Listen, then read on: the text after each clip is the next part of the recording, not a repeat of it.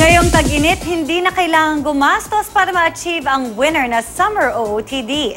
Yan ang payo ng isang celebrity stylist na kabilang din sa glam team ni Miss Universe Catriona Gray. Makichika kay Linching.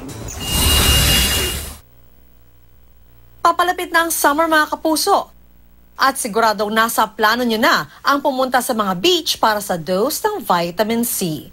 Pero bukod sa hashtag travel goals, goals din ang makapag-share ng mga photos online. Suot ang inyong best OOTD. Ayon kay V. Ko, isa sa stylist ni Miss Universe Catriona Gray, hindi na makailangan ng mga bago o mamahaling swimwear para ma-achieve ang stylish photos.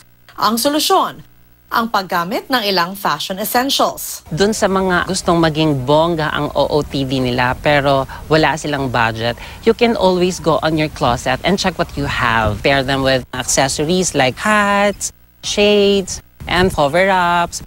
Para sa mga bet magsuot ng one-piece swimsuit, since naka-floral siya na swimsuit, pinair ko siya ito yung classic white cover-up. May earring siya na minimal lang and then meron siyang hat. hindi naman dapat mag-alala kung may bigla ang gala habang nasa beach at ikay naka two-piece. Ang cover-up, pwede siyang dress, like this one, romper. So I pair it with an interesting earrings. Tapos meron siyang bag, pwede niya ilagay dito kung ano mga bibili niya.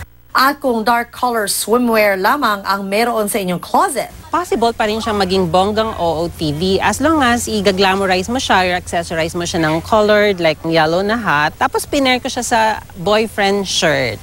para iwas bad hair day at panatiling fab ang inyong crown and glory. Pwede kang gumamit ng mga hair accessories. Kagaya nito, it's a scarf na ginamit ko siyang as turban. Perfect na siya for OOTD. O mga kapuso, make use of these tips sa inyong next trip para pati ang inyong mga photos, hashtag winner.